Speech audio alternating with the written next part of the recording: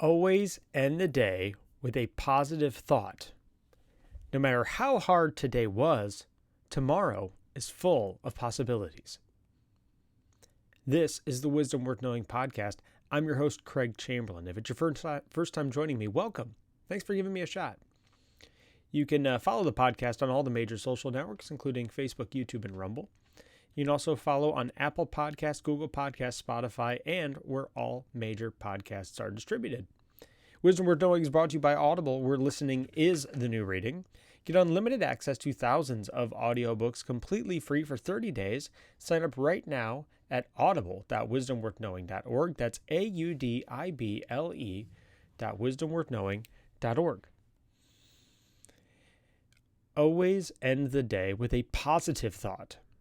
No matter how hard today was, tomorrow is full of possibilities. Do you get caught up in short-sightedness and the trap of negative thinking? If you're like that, then welcome to the club. I'm the same way. Also, welcome to the human race. I genuinely think that negative thinking and negative thoughts, it's just like the default condition of most people. I do know there is the rare breed of human that has a natural tendency to be positive all the time. And God bless those people. They are fantastic, especially if you can be around them, because they definitely are helpful. But if you're more like me, I tend to actually, I hate that my default condition tends to be cynical. I actually have to put in effort to not be a negative person all the time. I feel like I'm getting better at it, but at least in my head, it's a constant battle. So it's good to get into good habits, and I think that that's really the cornerstone of this particular quote is having good habits that are counter to our bad habits or our bad tendencies. First, we have to know whether or not we have a negative thinking pattern, and it's pretty quick to identify. The question is how do you respond to new information, especially stressors, something that has a tendency to stress you out, new bad news. How do you tend to react to those situations? Is your default go-to move to instantly freak out and go negative and cynical and anticipate all the bad endings? By the way, that's me. Or is your default to accept that new piece of information and just process it and potentially look in the good in it? And so depending on how we react to new information, it's kind of gives us a good idea of what we have a tendency to do. And then once we know how we tend to react to things, we can start to address that issue. Like if there's certain issues that I respond to negatively, like a big one I'll just throw out there is health issues. It's a stressor that has gives me particular anxiety. So if a negative health issue or a potential negative health issue kind of gets on my radar, that's what I would call a higher level of stress than other things. And so my default response is to freak out. So what I've started to do, and this has helped me, and I don't know if it'll help you, maybe it will, maybe it won't, is if one of those particular issues does cross my path, the first thing I do is okay, this is a negative medical thing. Like before I even think about it, I'm like, so I need to emotionally prepare myself for myself. Because I already know that my default response to that is going to be negative, right? So I literally emotionally and mentally prepare myself for myself, because I do know that I have a tendency with that type of information to blow it out of proportion, to panic, to start looking for things that aren't really there, start to manufacture evidence for my freak out. And I tend to fall into that trap of negative thinking. So does this stop my negative thinking patterns? No, but it does kind of emotionally prepare me for them, because even though I've gotten better at these negative thinking patterns, most of the time the best thing we can do is try to curb those thoughts as they come in, capture them as they enter our minds, and then hopefully we can start to counter them, or let them come, kind of let them flow. There's like two different ways you can deal with that. If a negative thought enters your head, you can entertain it, which is generally not the greatest thing, or you can pray it away. That's another one. Or you can try to reason with it. That tends to kind of be a trap.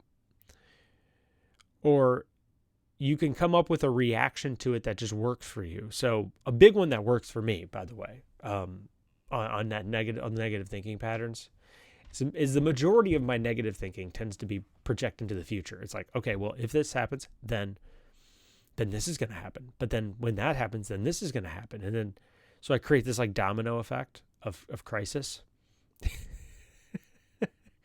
And so the best thing I can do is try to stop early in that chain and say, okay, that might happen, but how about, here's a crazy idea. So I try to tell myself, here's a crazy idea. What if we cross that bridge if and when we get there? And there's like a calming effect to my brain when I do this. Like the worrier part of me starts to say, well, what about this instead? And then I'm like, okay, what if we just deal with that if and when that happens? And so I have to repeat this multiple times kind of as those fears creep their head up. I mean, I don't know if it's just me, but this is a tendency of how I think. And it's just from kind of writing out and thinking through my own thought patterns, which is, to me, the only way I can really reconcile this really, really weird part of me, this anxious and depressed part of me. And I do speak to a psychiatrist, and I do take medication, a low dose of medication to assist with this. And so I don't want you to think that I've not actually spoken to somebody about this. And this thought pattern thing, this journaling and this kind of creating emotional tools, this is actually a therapy thing. So I'm not just manufacturing this out of thin air. But really the point of this is to come to terms with the kind of people we are, and, understanding the negative things we have a tendency to do to ourselves, and the question is whether or not we do this well. None of us do it perfectly, but whether we do it well. And some people, like my wife, have a tendency of not being cursed with this kind of neuroticism, where you tend to overthink everything. While that's a gift, that I have, that I overthink things, because it does make me adapt to things well and make me learn really well. That particular gift can be a curse. And I talk about this pretty regularly on the show. Like, I don't think there's really quote unquote evil parts of our personality, like pure evil in the sense. A lot of it is just we're wrestling with our own bad habits and bad behaviors, And while we have a tendency to want to be evil, I genuinely believe that. Like there's a part of that appeals to all of us. While we have that tendency, I don't think that means that's what we are. You know what I mean? So I think there's a separation there. And that definitely becomes true existentially, I think, kind of as we cultivate that. So as the quote says, this is one example. Well, as the quote kind of suggests, it is an example of how we can kind of deal with our negative thinking patterns. So this one in particular talks about the end of the day. So at the end of the day, it's always good to end the day with a positive thought. And I know you might be saying, okay, well, what kind of positive thought should I end the day with? We're going to go into that here in a moment. But first, Wisdom Worth Knowing is brought to you by Amazon Audible. If you're like me and you love reading but don't have the time, then Audible audiobooks may be the perfect solution for you. With Audible, listening is the new reading. You can pop in your earbuds and discover that next exciting adventure, or expand your knowledge from any PC, Mac, Android, Alexa, or Apple device. And check this out. Because you listen to this show, for limited time, my listeners can get instant access to thousands of audiobooks from Audible's Premium Plus catalog, completely free. Just visit audible.wisdomworthknowing.org right now and take advantage of a free 30-day trial. That's it. That's right. For 30 days, you'll get full access to Audible's Premium Plus catalog, as well as an additional free title of your choosing. If you discover audiobooks aren't for you, no problem. You can cancel instantly online. That's it. It's that simple. 2 years ago, audiobooks began to change my life, and they may change yours too. Pause this podcast and head over to Audible. That's audible.wisdomworthknowing.org and sign up right now for this limited time offer. So, how can we end the day with a positive thought, in the sense of, what are some strategies for doing this? Well, you could just focus on one thing that happened that day that was really, really good, and kind of meditate on that a little bit and say, why was it good? What was I happy about with that? What did it help me accomplish today? Focus on one good thing that may have happened to you, then focus on one thing that you may have seen. Okay, focus on one good thing that may have happened to another person. And say, that's a good thing. I'm glad that happened. Another thing we can focus on is what I have as a gratitude list. So I do notice that most of the time when I get super frustrated, it's generally because I become incredibly short-sighted and focused only on my immediate problems, like too overly focused. And because we focus on these problems, it kind of narrows our thinking. It almost gives us tunnel vision to the reality of our situation. And so another really good thing for this gratitude thing is to sit down and write out an actual gratitude list. And I do talk about this pretty frequently on the show, because I do genuinely think gratitude and humility are like the cornerstone of actual happiness and joy. They're just incredibly elusive. It's very difficult to be grateful most of the time, because we just have a tendency to take things for granted. But if we sit down and we have a list of things that we're grateful for, our health, our family, our jobs, our homes, our, having air conditioning, like, you can really go crazy with this. Like, knowing history helps with this. Like, go back 100 years and see how people lived. I'm grateful for modern medicine. I'm grateful for running water. I'm grateful for food. There's like these really basic necessities that we all take for granted, that people wake up every morning and they don't have, and millions of people all over the world, they just don't have it. I'm grateful for my freedom. I'm grateful for the fact that I can speak freely about what I believe. I'm grateful that I can live my own life. So there's just this, once you really start to do this, it's amazing what you start to unpack in terms of how lucky we are, and it does help kind of break loose a lot of those chains of ingratitude that we have. But I also think it doesn't mean that the problems we're dealing with right now are not important. Stopping to be grateful for the things that you have doesn't mean that you are rejecting the actual legitimacy of your current problems. And I do know some people have kind of this bad habit where they're like, well, what a terrible person I am. I have all these things and I have no reason to be ungrateful. What are my problems in the grand scheme of things?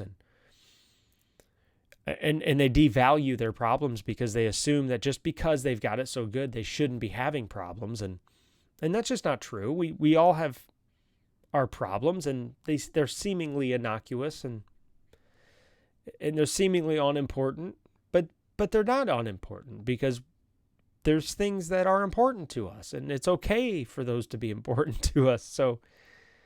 So we do need to find that balance of, like, just because we're finding things to be grateful for, it doesn't mean that our problems, well, let me put it this way, like, first world problems may be first world problems, but they're not problems.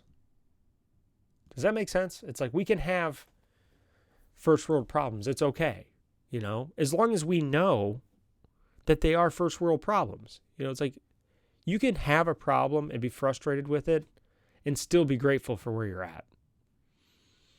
And if we can strike that kind of balance between those two mindsets, and we can say, yeah, okay, I'm struggling with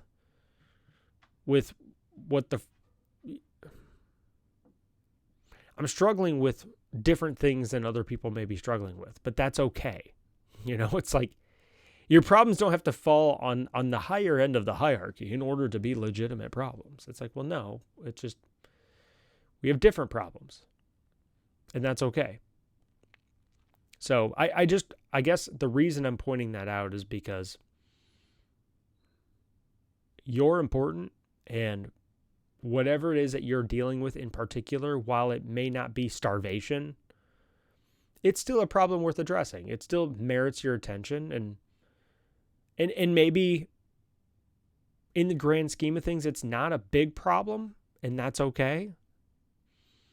But it doesn't mean you just have to ignore it and shove it down. Just because your daily problems aren't starvation doesn't mean that your problems aren't legitimate and they shouldn't be addressed and shouldn't bother you. It doesn't devalue it. Now, perspective may help cure your problem, and in a lot of ways, that's done it for me. There's been times where I've been incredibly frustrated simply because I'm being a brat. Let me give you an example. Like, somebody may complain about the struggle of their luxuries. It's like, I'm just going to draw a hypothetical here. It's like, we may complain about our car breaking down, but there's many people who don't have a car, right? So just because we have something and we're complaining about the luxury just because we're complaining about the specific luxury we have, many times realizing that it is a luxury helps kind of be a balm, or it gives us a calming effect over the reality of our situation. And then we're like, okay, it's not a good problem. It's not a bad problem. It's a good problem to have. And so you just address it. And so I hope that makes sense. I feel like I've kind of probably overthought this topic for the day, or maybe even overdid it a little bit. But the importance of ending our day with a positive thought, back to the quote, always ending our day with a positive thought, is that it does kind of force us back into that proper alignment of thinking. No matter how hard today was, tomorrow was full of possibilities. And sometimes we all just have bad days. Sometimes we all just have situations that come up, and life happens, and it may crush us under the weight of that day. But at the end of the day, we just sit back and we go, you know what? Today was not a perfect day. It was not a great day, but today is not every day. We always have tomorrow, and tomorrow I'll take a few steps forward, and we'll get back after it, right? And we'll start moving forward. Because no matter how hard today was, tomorrow's full of possibilities. Actually, interestingly enough, built into the quote is a good positive thought to end the day with. So it's like, always end the day with a positive thought. Well, how about the positive thought being, no matter how hard today was, tomorrow is full of possibilities. So it's kind of nice that the positive thought is always a good way to end your day. So yeah, I think another thing that, and this may be just a tendency I have, is when you have a bad day, you kind of blankly apply to all future days, and that's just not how reality works. Generally speaking, reality is like kind of a series of up and downs, and life. You go through seasons where honestly you will have a bad day, week, month, year, and coming to terms with that reality can be very frustrating and stressful. You can have bad days, weeks, months, years at your job. You can have bad days, weeks, and months, and years in your relationships, in your education, in your school, in your spiritual life. Like there are deserts that we have to go through every once in a while. And in a lot of ways, those deserts build character. They teach us to endure. And endurance is a good skill to have. And even as I speak this, I'm going through several deserts at different areas of my life. I'd go through deserts in my life as well. Not to get too personal, but there's certain areas of my life in which I have a desire or a need that's not being met. And there's just no current circumstances or changes of my circumstances that can meet that need at the moment. And so I do have to kind of accept the reality of my situation and say, okay, well, for the moment, that need's just not going to get met. You know what I mean? That's okay. I'm not going to die. It's not the end of the world. But it is what it is, and that's a positive way of thinking about it. Accepting the realities of our deserts. And and I can be my own worst enemy, and I don't think I'm alone in that. I see a lot of people who follow the same thinking patterns that I have, and honestly, I've gotten better at it than I used to. And maybe a year from now, if I'm doing another video, I will have found the ultimate solution to life and its suffering. But as of right now, the best we can do is kind of come up with strategies and tools that help us address it, And honestly, by the way, I genuinely believe suffering is a essential part of life. I think it's necessary. I think it helps build that endurance and strength that we need to survive, because reality is harsh. Life is harsh. There's no shortage of troubles that it's going to throw at you. And so we should take those few hardships we get with a small glinter of gratitude. If we sit there and we go, yeah, this is making me stronger. Yay. Yay. It's not an exciting thing to think about, but it really is. Just like when you go to the gym and work out, if you go to the gym and work out, you got to break down and tear down that muscle before it rebuilds itself into something stronger. And in a lot of ways, the pain and suffering of life work the exact same way. The pain and suffering that we endure spiritually, existentially, mentally, if we allow ourselves to be broken down and then we put in some effort to rebuild it, then we can become stronger through it if we don't let it destroy us. And then we can sometimes, like with weightlifting, we can get an injury. Something that we weren't ready for and hits us existentially or spiritually. An actual physical accident happens. And we may walk with a limp for days, weeks, months. We may need rehabilitation on an emotional level. We may need to speak with people who will help us rebuild that muscle or tissue that got damaged. And maybe we'll walk away from it with scar tissue. I love the analogy of physical fitness with emotional fitness. And the reason I love that is because there's a lot of things that can happen in physical training where you can drop yourself into a situation with controlled breakdown of your body and rebuilding of your body. That's like going to the gym and being on a regular workout schedule. That's a strategy, right? You can strategically break down your emotions and spiritual life and rebuild it and break it down and rebuild it. That's a controlled environment. But then sometimes you can literally encounter a physical injury in your body. And it can cause something to break. You could break a bone. You can break down a joint. You can break muscle tissue. You can break cartilage. Something can happen to you, maybe not even at the gym, maybe just in a car accident. And so these tragedies physically can happen to us. And then what do? We go to the doctor, The doctor helps us mend that particular wound. They give us a prescription. They give us a rehab schedule. And then we go through and we follow that schedule, and we go through a desert, right? Where it upsets our normal routine.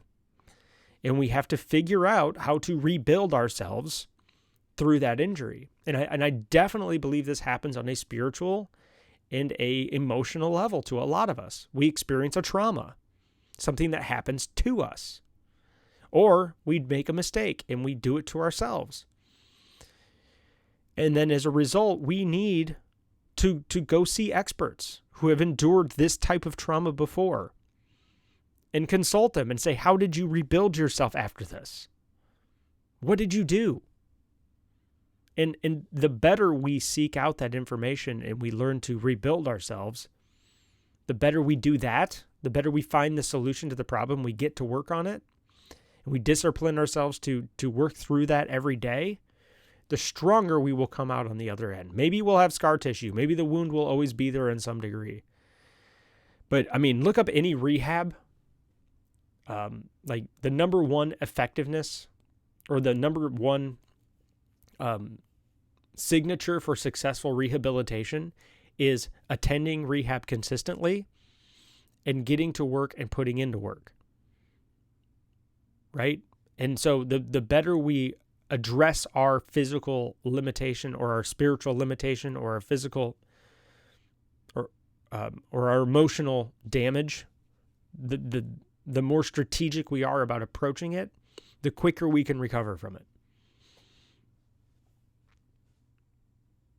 I know that was kind of a segue, but I feel like it was a good opportunity. It kind of came up in my head. That parallel is one of my favorites to draw because it's like, okay, something happened to me emotionally or spiritually. That sucks. Just like an injury.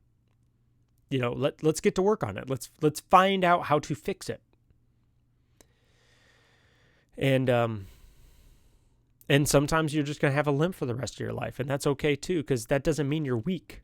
You know, like you see people who are in wheelchairs or have a permanent physical disability, and they found a way to function. And what's your first thought? That person is heroic, right? They found a way to overcome an obvious physical limitation. And the same thing is true for our spiritual and emotional limitations and traumas. It's heroic. You know, if you've been traumatized, whether you were abused, or somebody you lost somebody tragically, and then you found a way to put the pieces back together, and yeah, you're not perfect, but you've moved forward, and you didn't let that trauma destroy you. That's heroic, and good for you. You should end every day with that positive thought of yeah, I've overcome this. That's amazing, because not everybody does. So anyway, this has been a fun topic to talk about today. This is the Wisdom Worth Knowing podcast. Thank you for stopping by. Before you leave, please like, share, and subscribe on your favorite social network. That helps feed the algorithms to help the show grow. You can also leave a review on Apple Podcasts, Google Podcasts, and Spotify. That also helps the show get shared across many networks and recommended. Swing by the website at wisdomworthknowing.org for many different ways to connect with me. And let's not forget, Audible is the sponsor. Well, I shouldn't say sponsor, but this show is brought to you by Audible, where listening is the new reading. Get unlimited access to thousands of audiobooks completely free for 30 days. Sign up right now at audible.wisdomworthknowing.org. That's audible.wisdomworthknowing.org. And until tomorrow, always end the day with a positive thought. No matter how hard today was, tomorrow is full of possibilities. And as always, let's work on being the best version of ourselves we can today, because as always, that is all we can do. Thanks for stopping by. I will see you all tomorrow.